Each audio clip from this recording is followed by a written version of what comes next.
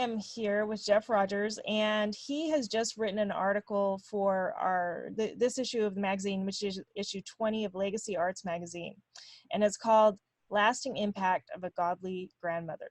Now, Jeff, you're joining us from Florida? Is that right? Yes, Laura. Great to be with you again today.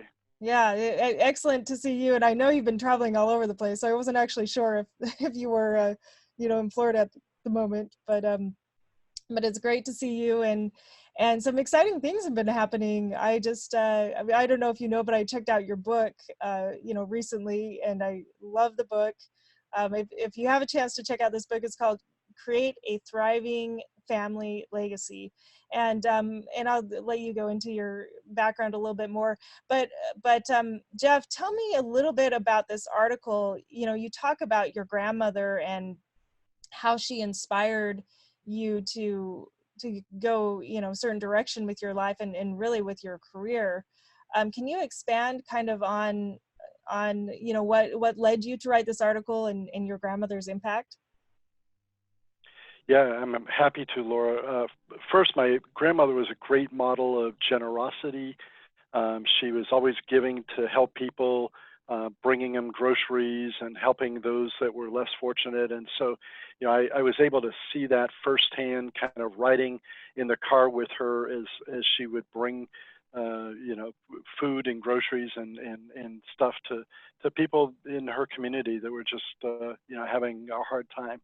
And she always just showed the joy of the Lord, and again was just a great model of generosity, and that came out of actually a hard part of her life because her husband and father-in-law, my grandfather and great grandfather, were very abusive, and they beat their kids, my dad and his all of his siblings, and my grandmother oftentimes would step in and take the beating for them, and yet in spite of all of that, she was joyful and generous and cared so much about others. And one example of that is on one of her birthdays, I think it was around I was around 10 years old or so. She actually gave my brother and me our first Bibles, and inside it she wrote, "Read Psalm 46:1." And I did not know the Lord at the time, and so I read that verse, which says, "God is our refuge and strength, a very present help in trouble." And so before I ever knew him, I learned about him and his word through my grandmother, and again, just that act of generosity of giving us a gift on her birthday. And so she was just a great example to me. Wow, that's incredible. And what a way to change the family legacy. I mean, with this sort of background of abuse and everything, I mean, she must have been just an incredibly strong person. So can you tell me a little bit about this component of faith and how it plays into your business? Yeah, absolutely.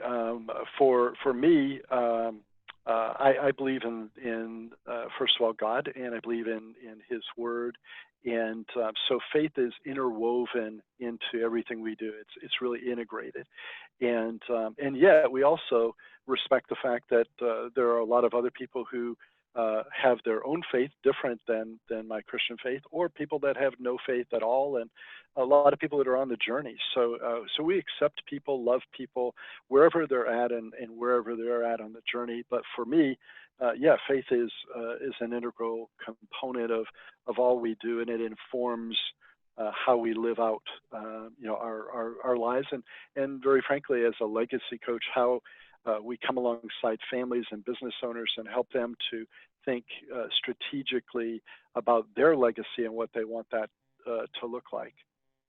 Excellent. And you've been doing this for years. I mean, decades at this point, legacy coaching and helping families steward their wealth in a way that aligns with their values.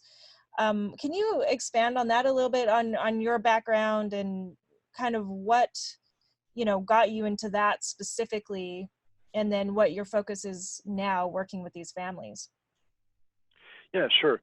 Um, so my background really is in financial planning and comprehensive wealth management. And even back then, when that was all that we were doing, we integrated that through the lens of biblical stewardship. But beyond managing investments and helping people to plan from a retirement or financial planning perspective, early on, I also got very involved in estate planning and charitable giving. And so as we walked people through various aspects of creating a wealth transfer plan, one of the things that I realized is that there are a lot of parents and grandparents who want to set up an effective wealth transfer plan. They want to be a blessing to their children and grandchildren, but they also have concerns about that. They're concerned about how will the rising generation steward that wealth, and will the wealth actually be a blessing to them or a curse? Will it actually help them or harm them? Will they become the proverbial trust fund baby or a child, or a slacker? And will they lose motivation for working and all the benefits that come out of that? And so that's kind of what led us into transitioning from mere estate planning and charitable giving to the legacy coaching aspect, where we integrate not only effective wealth transfer strategies, but intentional wisdom transfer strategies, and the transfer of family values and virtues, character, and even their faith to their children and grandchildren. So it's really a cool journey to see, in some cases, families reconciled, to see healing take place between parents and children or between siblings. And so it's really exciting to see what the Lord does through the process. Excellent. Well, good. Well, I love this article. And again, check it out. Issue 20 of Legacy Arts Magazine. It's called Lasting Impact of a Godly Grandmother. And you'll learn all about how Jeff's grandmother impacted his life and led him down this path, or the beginnings of this path. Now, Jeff, how do people find out about you? Yeah, so there's a couple of different websites that we have. Stewardshiplegacy.com is the primary website for our business. But then my author speaker website is thrivingfamilylegacy.com, thrivingfamilylegacy.com. And in those places, they can also find out more about the book that you mentioned, published by Forbes, which is really cool. I was honored by that, but it's called Create a Thriving Family Legacy: How to Share Your Wisdom and Wealth with Your Children and Grandchildren. I love it. Well, yeah, definitely make sure to check out that book and check out the article. There's more information about Jeff in the article as well, in his bio section. And thanks for spending the time with me just to chat for a few minutes. And you're looking great, and I love the article. So thank you. Thank you for your leadership in the whole legacy planning space, Laura. Yep, thank you. That means a lot. All right, take care. Bye, everybody. Thanks. If you're interested in passing your non-financial assets like your wisdom, your values, and your beliefs to your family and leaving a great impact on the world, make sure to grab a free subscription to our online magazine. Go to legacyartsmagazine.com and you'll see it there. In every issue, we interview fascinating people about their legacies, from Fortune 500 CEOs to artists to philanthropic leaders to best-selling authors.